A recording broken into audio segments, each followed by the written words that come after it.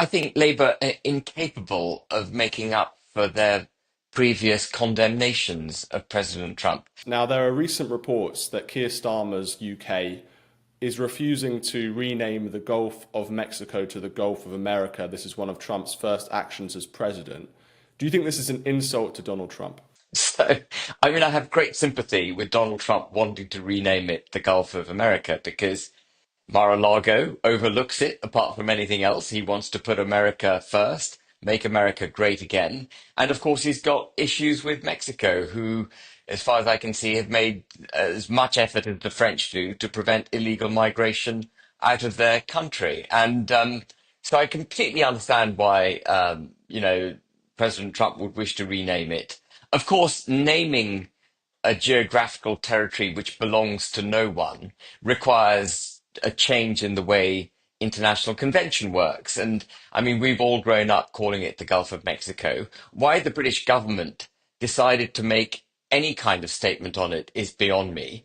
They could have just let it ride. No one was inviting them to, go one way or the other. But if he wants to call it the Gulf of America, and if that assists President Trump, I'm for all for it. Let's do it. Let's call it the Gulf of America. More broadly, what do you think about Starmer's attitude towards Trump? Do you think that the Labour diplomacy has been good so far when dealing with the new president? I think Labour are incapable of making up for their previous condemnations of President Trump. And even after, I mean, we all know about the vitriolic language used, the denouncing language used by Lammy, Starmer, and others, just about everyone in the Labour administration, including, of course, canvassing for the Democrats during the presidential election. But even after President Trump won the election, Starmer was hurrying off to Paris, hurrying off to Germany, discussing how it would be that European Union and the United Kingdom could somehow survive the Trump presidency, sending very clear signals repeatedly to President Trump that actually his ascendancy to the presidency is not welcome in the United Kingdom. And that sends perhaps the clearest message of all that Starmer is not open to President Trump's image or President Trump's agenda. And so I think Trump will be looking at the United Kingdom thinking, Labour ain't no mates of the United States of America. Donald Trump in the last few days has executed a series of executive orders, including opening drilling and gas in Alaska, banning DEI from federal government, shutting down basically the southern border, declaring a national emergency, ending birthright citizenship, all of these things. Do you think that, can you just contrast that with what's going on in the UK at the moment? Are you quite jealous of having President Trump here in America? I think you know the answer. I mean, I wish that we had our own um, governance agenda along those lines.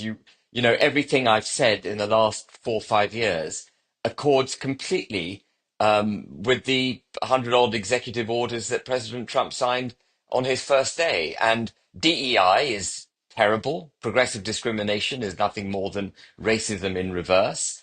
Open borders undermines a country's very existence. So that has to stop. The drive towards net zero from an energy perspective, it's deeply debilitating to a country, particularly the United Kingdom. But it's, economically emasculating.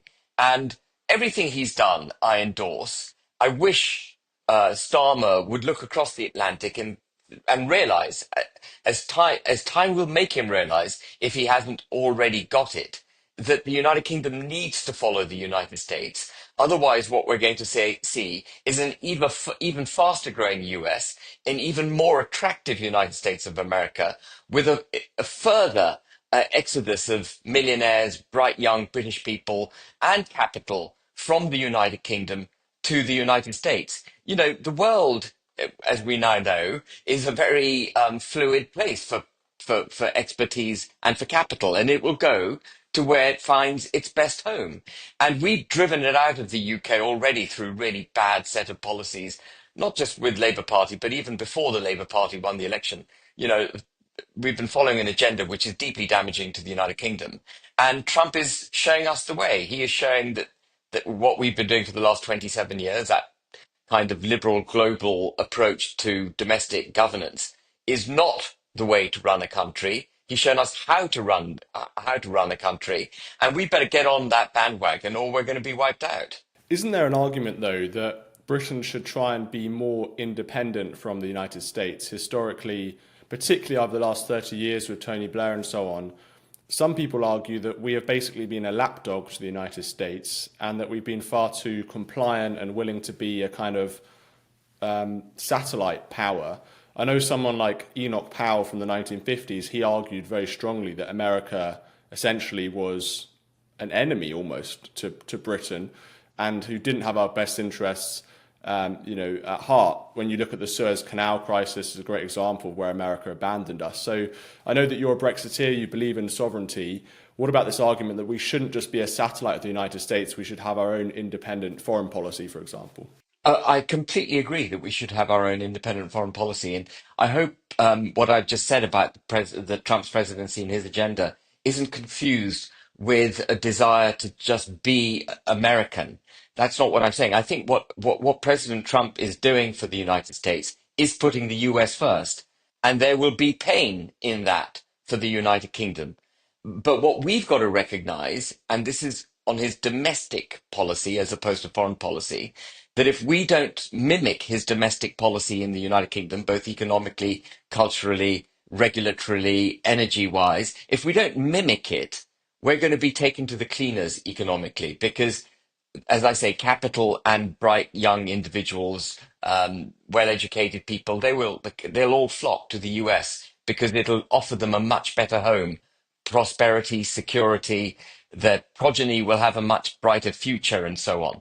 So this isn't about me saying I love President Trump, so the UK should just do whatever President Trump wants. No, that's not what I'm saying. I'm saying his agenda is the right agenda for America. It will cause us real pain unless we adopt the same agenda. It also happens to be an agenda for which I've been campaigning for the last 4 or 5 years. But in foreign policy, I completely agree with you. We've been lapdogs to the United States of America for far too long. We should never have followed the US into the Iraq war, in my view, or into Afghanistan. I think they were misadventures. The Libyan adventure, which came under Obama with Cameron, was doubly daft because we'd already seen the damage Iraq and Afghanistan had done to the Middle East, but we followed President Obama into Libya, and Libya now is a failed state. And all these foreign interventions that we've made with the Americans, including, frankly, our support, unquestioning support of Zelensky and Biden in Ukraine, I think is bad for British geopolitical position and our foreign policy. Our foreign policy also needs to be dictated by what is in our interests. We've put a cloak, just as an example, I don't want to get too drawn into the Ukraine-Russian debate, but we've put a cloak of virtual sort of moral correctitude around Ukraine, as if the Ukrainian battle is beyond reproach. And Zelensky must get whatever armaments he wants, whatever support he wants to do whatever he wishes to do. And that is no way to run a foreign policy. What we've got to think is, right, what's in our interest in Ukraine? How do we make sure, if, for example, we want their grain and we want trade with Ukraine, how do we preserve that? How do we do what's right for the British people? How do we also ensure that Russia isn't encouraged to, frankly, invade another country after this? When you've married up all our own interests, then you form the foreign policy directive. And what we've done in Ukraine is completely wrong. There's a long history of US foreign policy contradicting or conflicting with British interests. You can go all the way back to the Revolutionary War, the 1812, Venezuela crisis in the 1880s, the Second World War, and so on. What do you think should be the British position towards President Trump and beyond over the next 4 years? Should we be aiming for a trade deal? What kind of policies do you think Keir Starmer should do to try and work in favour of British interests? People keep confusing, in my view, trade deals with international trade, and they're not synonymous. All you need in order to trade internationally is a product which other countries and companies in other countries and people in other countries wish to buy. And the key component in getting that right is producing stuff in the United Kingdom to a high quality and cost effectively. And at the moment, what we've got, Stephen, forget about trade deals for a moment. What we've got is a regulatory and taxation system that makes it extremely challenging for British manufacturers of goods to actually produce stuff that the world wishes to buy. We're fantastic on financial services, though even our financial services industry is now on its back foot for reasons we can discuss if you wish to.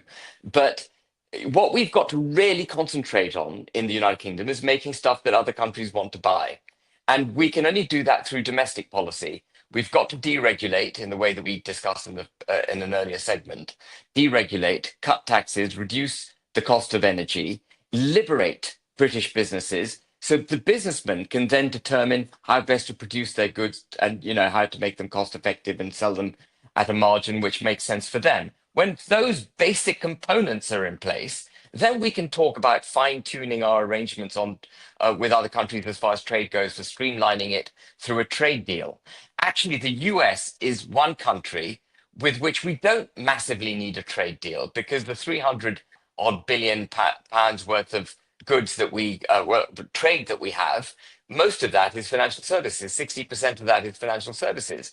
And the other thing that's really interesting about our relationship with the US is that we think we run a trade surplus with the US, and they think they run a trade surplus with us because we count our numbers slightly differently. So we have a very happy arrangement with the US as far as trade is concerned. The key thing for me, for the United Kingdom, is domestic policy changes. That's what we've got to do to make this country successful.